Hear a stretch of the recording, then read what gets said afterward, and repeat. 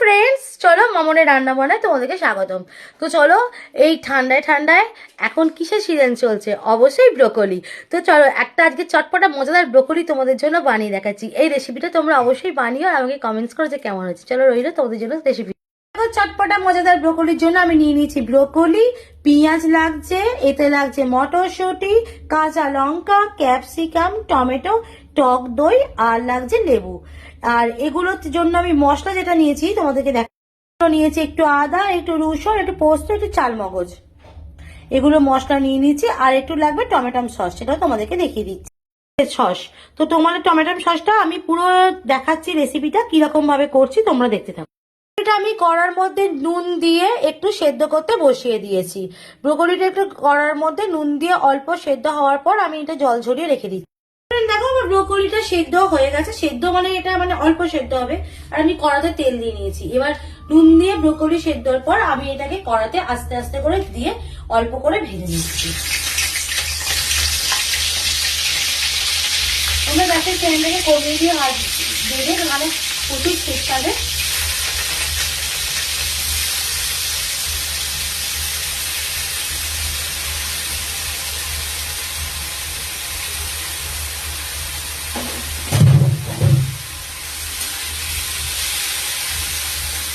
এইভাবে দেওয়ার পর নেড়ে চেড়ে এটাকে ভেজে একটি পাত্রতে আমি তুলে রাখছি।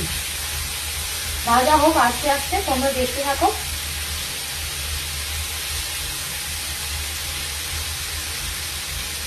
এটা ভালোভাবে ভেজে নিয়ে আমি পাত্রে তুলে রাখছি। তো তারপর এটা আমার ভাজা ভাজা হয়ে গেছে। তো আমি এবার একটা পাত্রের মধ্যে এটা আস্তে আস্তে তুলে রাখছি।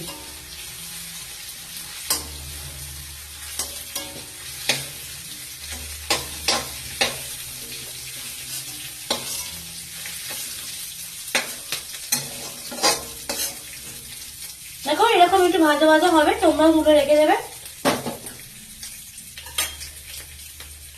তো এবার আমি কড়ার মধ্যে দিয়ে নিচ্ছি আগে থেকে কেটে রাখা পেঁয়াজ।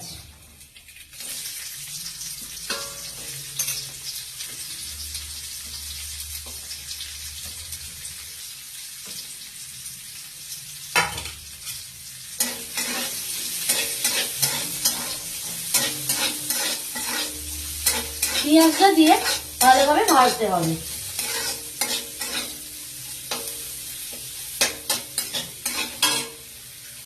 তো ফ্রেন্ড, আমার পেঁয়াজটা ভাজা হতে হতে কিছুক্ষণ ভাজার পর এটা আমি দিয়ে নিচ্ছি আগে থেকে কেটে রাখা ক্যাপসিকামটা। ক্যাপসিকাম গুলো এরকম লম্বা লম্বা কাটবে। ক্যাপসিকামটা দিয়ে নাড়তে নাড়তে টমেটোটাও আমি দিয়ে দিচ্ছি, দিয়ে আমি নাড়তে থাকছি।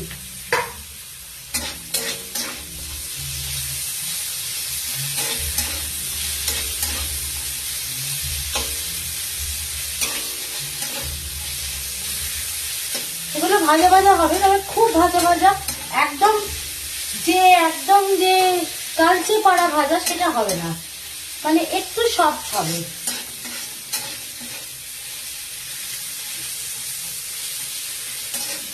এটা ভাজতে ভাজতে আমি এর মধ্যে দিয়ে নিচ্ছি অল্প লবণ।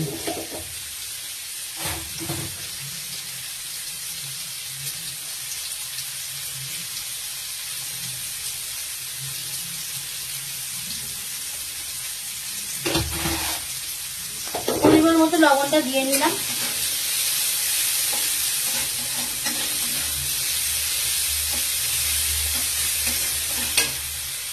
এরপরে তো দিয়ে দিচ্ছি মটরশুঁটিটা।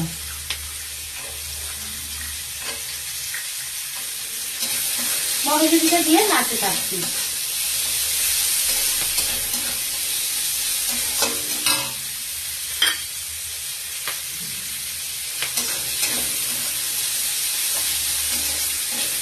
এর মধ্যে দিয়ে নিচ্ছি আগে থেকে পেস্ট করা আদা, রসুন, পোস্ত, চালমগজ বাটাটা।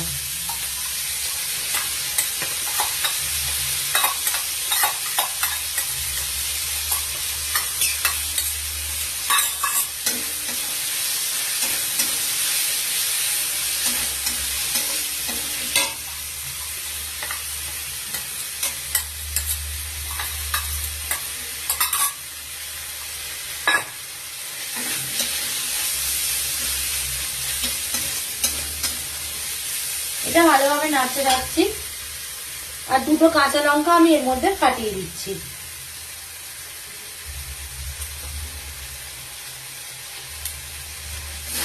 দিয়ে নাড়তে থাকছি।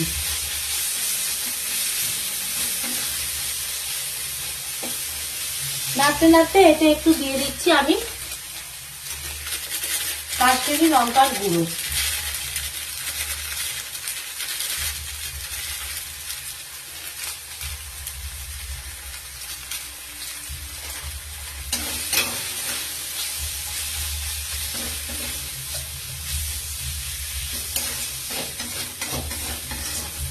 পুরো রান্নাটাই হবে হলুদ ছাড়া, কারণ ব্রোকলির ডালে গ্রিন ভাবটা কেটে যাবে। হলুদ দিলে ব্রোকলির গ্রিন ভাবটা কেটে যাবে। পুরো রান্নাটাই হবে হলুদ ছাড়া। একটা খুব সুন্দর কালার হয় এটা, গ্রিন আর এর মধ্যে। তো মশলাটা আমার প্রায় কষা হয়ে এসছে। এর মধ্যে আমি দিয়ে দিচ্ছি একটু টক দই। টক দইটা আগে থেকে ফেটাবার দরকার নেই, এর মধ্যে দিয়ে একটু নাড়তে হবে।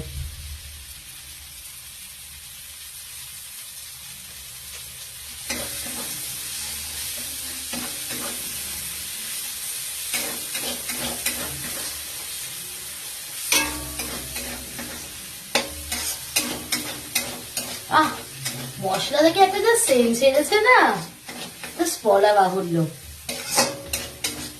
এবার এর মধ্যে আমি দিয়ে দিচ্ছি অল্প জল।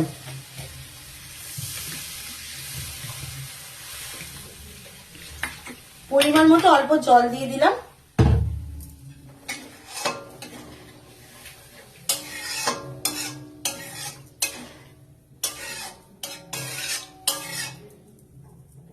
দেওয়ার পর আমি ব্রোকলি গুলো এর মধ্যে দিয়ে দিচ্ছি।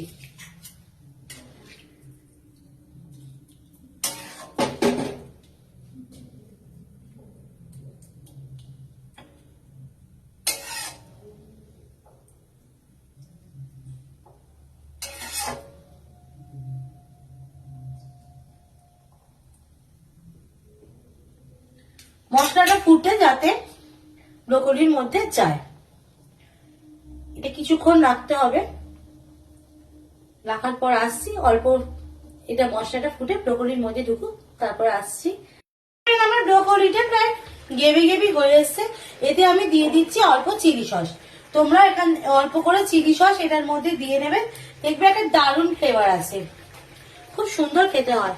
এবং এরপর দিচ্ছি আমি টমেটো সস। তোমাদের তখন চিলি সসটা আমার দেখানো হয়নি, তবে অবশ্যই এটা চিলি সসটা দেবে। চিলি সসটা দিলে এটা তবে টেস্টটা ভালো হবে। আর এর উপরে দিয়ে দিচ্ছি টমেটো সস।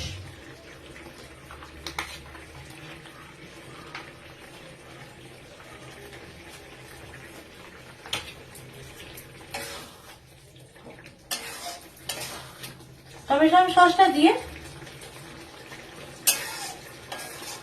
2 থেকে 3 মিনিট একটু ফুটবে, দিয়ে একটু গ্রেভি গ্রেভিটা হবে। 2 থেকে 3 মিনিট একটু ফুটিয়ে নেবে। চিলি সস আর টমেটো সস দেওয়ার পর 2 থেকে 3 মিনিট একটু ফুটিয়ে নেবে।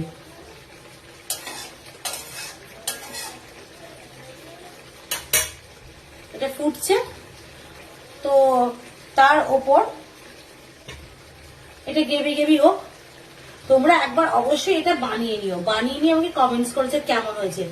জাস্ট ব্রোকলি তো অনেকেই পছন্দ করে না, ভাবে ব্রোকলি কি তরকারি করব, ব্রোকলি তো এই ফুলকপির মতো খেতে অনেকেই ভালোবাসে না। এইভাবে একবার করে নিয়ে দেখো, আঙুল চেটে খেতে হবে বস। তো তুমি এটা পরোটা দিয়েও খেতে পারো, রুটির সাথেও খেতে পারো, আর ভাতের সাথেও খেতে পারো। তো এই রেসিপিটা একবার তোমরা অবশ্যই করো। তো ফ্রেন্ড, রেডি আমার চটপটা মজাদার ব্রোকলি। তো দেখো এটা পুরো গ্রেভি গ্রেভি হয়ে এসছে, পুরো একদম মাখা মাখা গ্রেভি হয়ে এসছে। তো এবার আমি গ্যাসের ফ্লেমটাকে অফ করে দিলাম। গ্যাসের ফ্লেমটাকে অফ করে দিয়ে অবশ্যই যেটা করতে হবে সেটা ওপর থেকে পাতিলেবু রস ছড়িয়ে দিতে হবে। আধখানা পাতিলেবু রস এটা ছড়িয়ে দিলাম।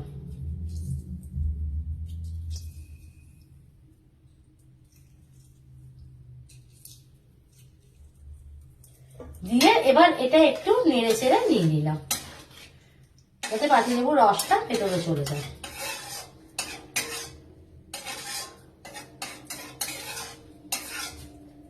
বেশ রেডি আমার চটপটা মজাদার ব্রোকলি। দেখো রেডি টু ইট চটপটা মজাদার ব্রোকলি। তো তোমরাও এইভাবে বানিয়ে নাও আর আমাকে অবশ্যই কমেন্টস করে জানিও কেমন হয়েছে। তো রেডি আমার চটপটা মজাদার ব্রোকলি। তো দেখা যাক কেমন হয়েছে, তোমরা দেখো। জাস্ট দেখতে তো দারুণ হয়েছে, আর সেটা যা ছেড়েছে না। তো এবার দেখা যাক এটা কিরকম হয়েছে। তোমরা দেখো আমি বসে গেছি চটপটা মজাদার ব্রোকলি নিয়ে, দেখি কেমন হয়েছে।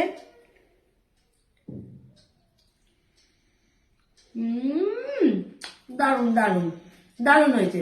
তোমরা অবশ্যই একবার বানাও আর আমাকে কমেন্টস করে বলো কেমন হয়েছে। ওকে চলো সবাই টাটা।